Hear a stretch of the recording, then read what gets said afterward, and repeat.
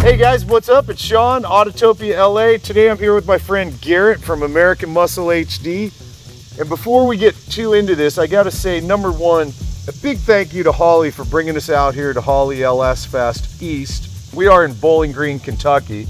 Also, another big thanks to the Bowling Green Visitors Bureau for setting us up with a great hotel. We're about to head out to a killer dinner tonight. But this has been a long time coming, man. I've been dying to shoot your car. We're talking, what, 4 years probably at this point? At least. I've had the car for 5, so yeah, we found a way. In Bowling Green, Kentucky. Neither one of us are home, but it worked out. That's right. It worked out. So let's dig in on this, dude. So it's a 1984 Chevrolet Monte Carlo SS, no longer stock, obviously, since we're at LS Fest. Does not have a 305. Now, did you start with stock? Yes, it was a running, driving, more or less stock car. It was a 350 TBI or TPI swap, so like a later 90s 350 swap. Still 700 R4, open 10 bolt, so more or less stock. My guy that bought it, he did one burnout in it, and then immediately pulled in the shop, yanked everything out. So I never even drove it stock. Really? Yeah, I never even drove it. So you knew right away, obviously, you're gonna build the car. Yeah, that was the plan from the get-go. Yeah. Actually, the whole idea of it started here in 2017. At LS Fest? At LS Fest East. When I got introduced to all the people at Holly, that's when the idea to build this car came about. Now it's kind of crazy that in more or less completed fashion, it's finally here 5 years later. So what have you done? What do we got going here? LS, I take it? Yes, so it is a Chevrolet Performance LSX 376 B8 crate motor, all stock. We did not go into it at all, and then we just slapped a 2.9 Whipple on top of it. It has just about every Holly accessory to get it to run, and Holly Dominator, Holly engine mounts, trans mount. Wow. We did recently just change out the serpentine system to a Wegner drive accessory kit. Sure. So I was having really bad belt slipping issues, you know, me being on the limiter all the time and boost. I was having belt slip, and what I didn't realize was I was actually spinning the crankshaft pulley, believe it or not. Long story short, now I'm on a dedicated 10 rib for the blower, and then everything, all the accessories are on its own serpentine. So now I have zero belt slip. Got it. Yeah. Very cool. Yeah. What's it making power-wise? You know, I'm not a numbers guy with these cars. I've never dynoed my car. Really? Never dynoed it. I just know it runs like a bat out of hell. You know what I'm saying? It's got a seat of the pants type thing. But if I had to guess, it's between 750 to the tire. If I had to guess. Yeah. It's so bitching to finally see this car. Like, I've never seen it in person. I know. Yeah. Dude. I've seen pictures, I've seen videos, all that, but I've never seen it in person. This car is very much elusive. Even my dad at one point had never seen the car. I had the car for 4 years before my dad ever saw it. We'll get into the other story later, but it was always at shops or whatever. Yeah. Right, you know what I'm saying? You just had pictures Yeah, I just had pictures of it. It's like, that's not your car, man. Isn't that your car, Malloy? Okay, so I got to assume suspension stuff you've dealt with on this. Correct. So G-bodies are known for what they call the G-body shuffle. Oh yeah.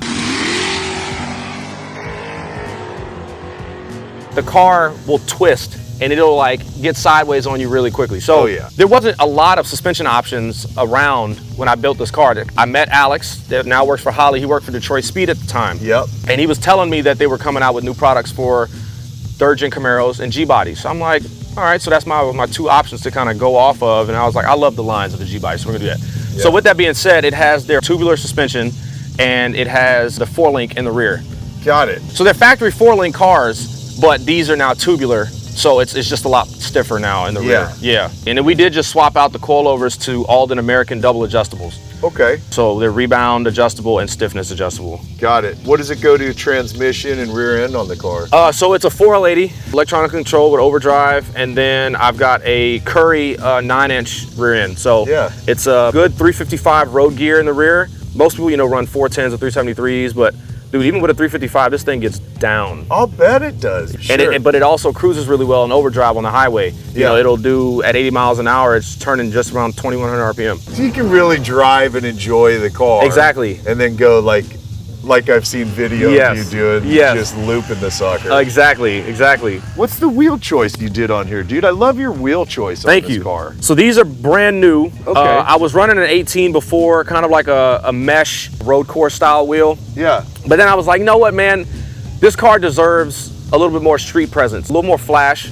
So I went up to a 20. So there's a 20 front, 20 rear, but it's staggered. So I'm a 245 front. So it's an 18x8 in the front, 18x9 on a 275 in the rear. Got it. And then the rear, I finally put it on a proper tire. It's on a radial, a street radial. So the thing actually can hook up when I want it to.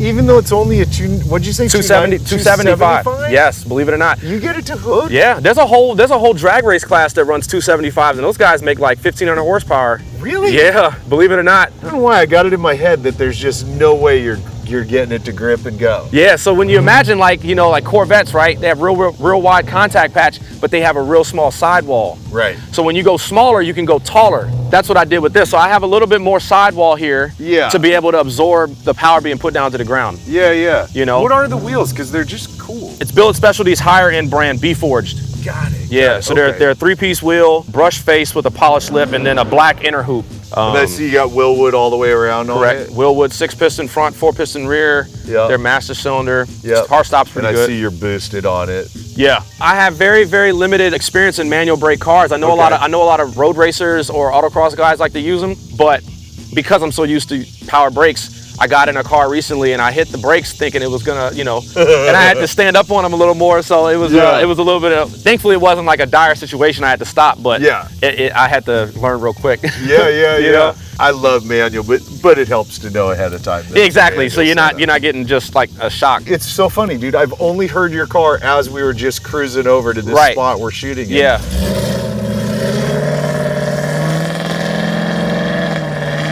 Like header, exhaust, what's your setup? I literally just opened up the parts catalog from Holley because they're one of my main sponsors on the car. So they gave me just about everything I needed to make this car come together, which I was super thankful for. So right now it's running Holley hooker headers. They're long tubes, and then it's 3-inch all the way back to a set of Black Widow mufflers, Venom 250s, and then it's dumped right behind the rear wheels over the axle.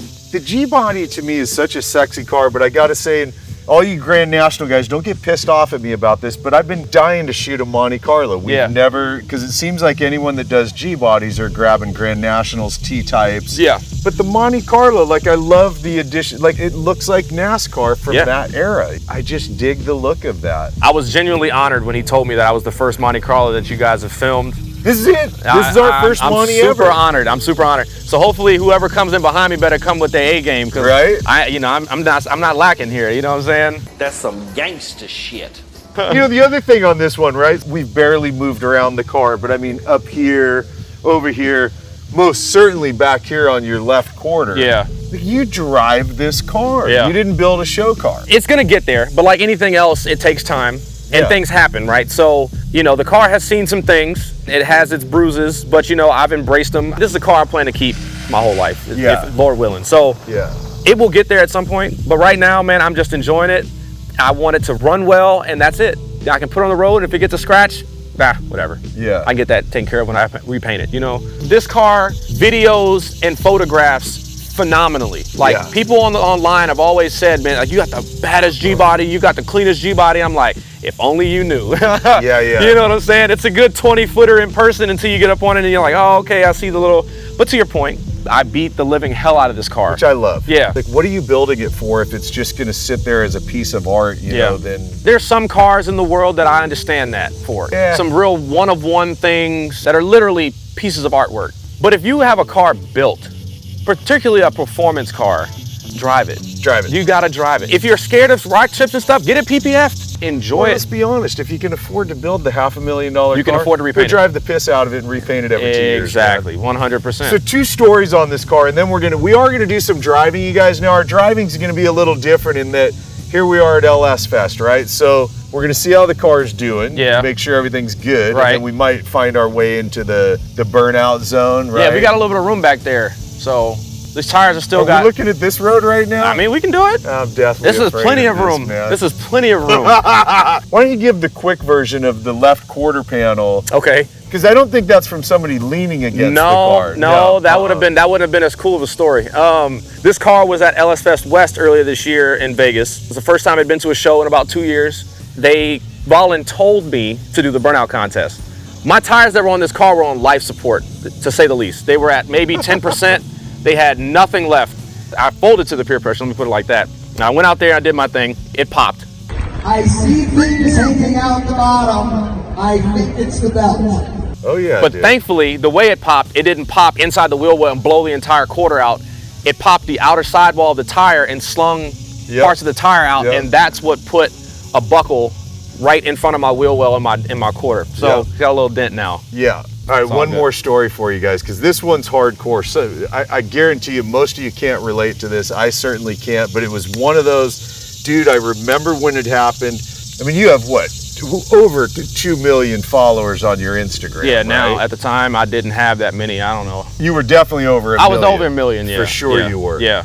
2019, you go to do the power tour. A little bit before that, the car had just got finished. It had no interior, it had no security system, nothing, no locks, nothing. So I said, you know what? My one security theft device that I'm gonna have is I'm gonna get a removable steering wheel. I wanted to kind of be a race car driver anyways, so I got a quick detached steering wheel. This is the most ironic part of this whole story. I took a picture of me holding the steering wheel outside the car the day before, and I said, this is my security system. Took the steering wheel out of the car, I locked it, the windows are up, go inside, go to sleep. Wake up the next morning, and I go to look out the window, and my buddy Jerry is in the room with me. I'm like, pretty sure that's where I parked the car last night, right? And he's like, I don't know. I was like, no, I think it is. The shock factor wore off very quick. I was like, there's no fucking way. I go downstairs in a frantic, I mean, I barely put my pants on. I'm running downstairs. I get outside, and sure enough, my car is gone. And what's even crazier is that a guy parked next to me, his car got stolen too, and 3 other cars somewhere else. I'm texting, calling people. I'm like, bro, my car just got stolen, da-da-da-da-da. And people are like, bro, what are you talking about? And immediately people are blasting social media about it. I give them license plate number. Everybody's blasting it. Cops come up. They weren't worth a crap. They didn't care.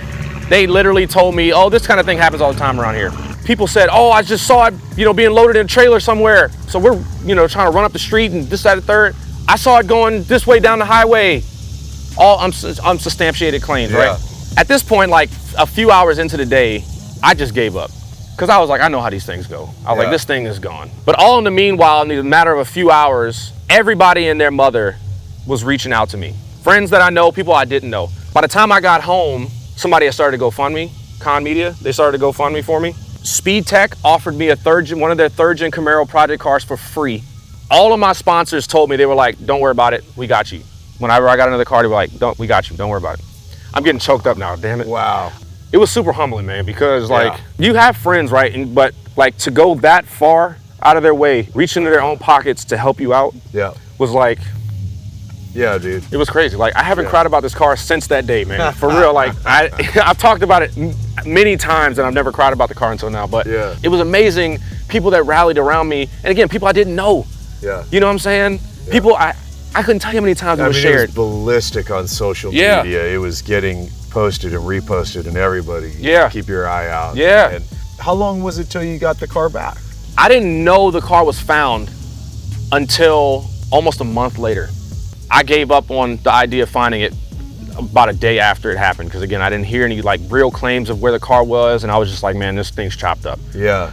I gave all my information to the police. They had my number, but for some reason they mailed me a letter saying they found the car. And me and my parents had just moved, so it took a minute for the letter to get to the new house, which was ridiculous to me. I was like, yeah, it was super stupid. And so I get the letter. I was like, there's no way, because I had insurance on the car, obviously, and everything. So I did filed with insurance. I got paid for the car, and then a week later, I get the letter they found it. And it was found like 2 towns away from where it was taken. Unbelievable. So immediately I call Alex, my boy that worked for Detroit Speed at the time, and I'm like, yo, they found the car and it's at this tow yard. Like, can you go look at it, please? And he's shocked as much as I was. And this man calls me and says, your car is completely intact. So wild. I was like, what are you talking about? So wild. What are you talking about? He's like, dude, it's here, it runs. I was like, there's no way. There's no way. I immediately was on the phone with insurance. I want to buy this thing back. That's why I wanted you guys to hear this story, by the way. Yeah. So let's look at one thing we didn't do yet. Is look at your interior. I wish it was vacuumed. Bro, whatever. Yeah. Dude, this is just pure friggin' driver car. Yeah. It's very minimalistic, but it all is functional. We did this just kind of, it's not fully bolted in, but we did this kind of just because at one point I thought about doing making a handbrake setup. It's in there just for the aesthetic, but it's not hooked up. Like the lines aren't run to the brake. We don't have the second calipers on the back, but it's like I said, automatic 480. This is the Stinger Audio High 10 head unit. Super cool. Wired Android Auto, Apple CarPlay, AC. Subs Dude, yeah. So we got 312s, with 3 amps. And the crazy thing about it is the rest of the system is only 4 speakers. So there's 2 kickers, one in each floor kicker by your foot, and then there's and then 2 tweeters. That's dash. it. Yeah. But when I tell you that this system is crisp, like it hits, but it's crisp. How about a crisp high five? So I love in the big ass Holly digital screen. Yep, so we got the 12.1, I think. I was one of the first people to get one of those, which was really cool. I remember when they introduced it at SEMA. Pulled my guy aside, I was like, yeah, I need one of those. We just did this steering wheel upgrade to the billet specialty, so it's got the billet on the back with the leather on the front. One other cool thing, though, is that I have cup holders. Oh, dude, that's rad. I love it. So it's kind of like the BMW style cup holders. Yeah, totally. So now I can actually ride around with, Which I gotta say, it's just one of those things. Like I geek out on cars that don't have cup holders. I'm like, yeah, I know. Where do you put your shit? Exactly. They're kind of small, so you gotta be strategic about what you have. Like, but I dig that. But That's great. Yeah, they just fold up and pop right there in the side. I always love these minimalistic interiors where it's like, it's you in the car going down the road. You got everything you need right here. Yeah, you want to have some bumping audio. You got that. Your vintage air controller. Like it's the minimalistic interiors typically speak to me a bit more on a personal note of like what I see myself driving down the road. Yeah, in, you know. I get that. Yeah, and then the other thing is we moved all the windows and door lock switches right here, and then the headlight switches and everything like that. So check this out.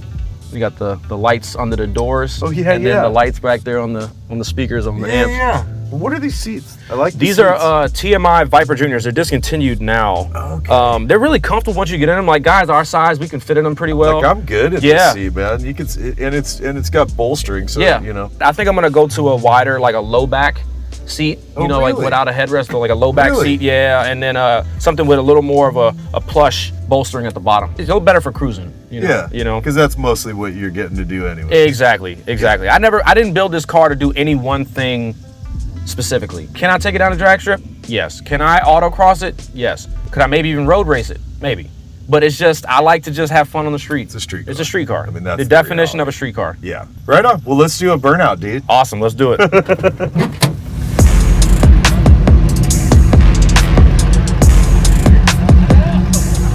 Good thing is, the brakes work. That's the shit that matters right there. That's all. Fucking brakes work. Would you wing a GoPro under there? Yeah, hopefully don't fall off. It's in the wheel well? Yeah, in the wheel well. Oh, Christ. Well, if we hear a crunch. So you guys, what we're about to do is a very short yet very spooky drive. Yeah. You ready? I think so, man. All right, let's do it.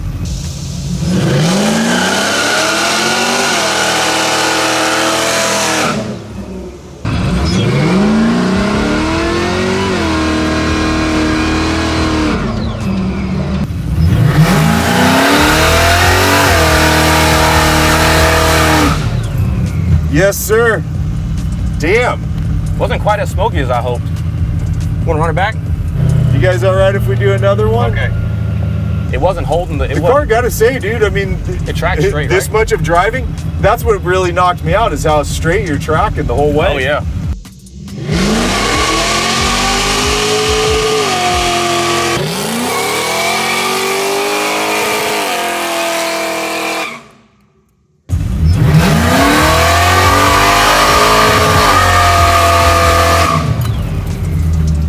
Dude, and then the car really hooks. Yeah. That was killer. Yeah. Let's not beat on your car anymore. I mean, part of me's like, yeah, let's go beat on your car more, but I'm gonna kill the camera. Copy. I want to keep beating on my car. I know you do, man. But I also want to shut it down and real quick and make sure we're not on fire. Yeah, dude, of course. Yeah, I like the idea of no fires. Yeah, no fires. Smoking. I don't know if that's from the burnout still or not. Well, I'm so stoked that finally happened, man. I've been waiting a long time to get to shoot with Garrett. We've been friends for quite a while. Been watching his car through all the different processes from building it to it getting stolen, it getting recovered. Yes, I wish we could have gone for some street driving, but his car is, you know, it still needs some love right now. It's in some disrepair coming back around, but that, my friends, is just a cool car. You know, we've been looking to shoot a Monte Carlo for quite some time. I just had to wait until we got to finally shoot with Garrett. So gonna leave you with a big thanks for hanging and watching, and more to come from us shooting here out at LS Fest. Having a great time so far, man. All right, you guys, see you in the next one. Later.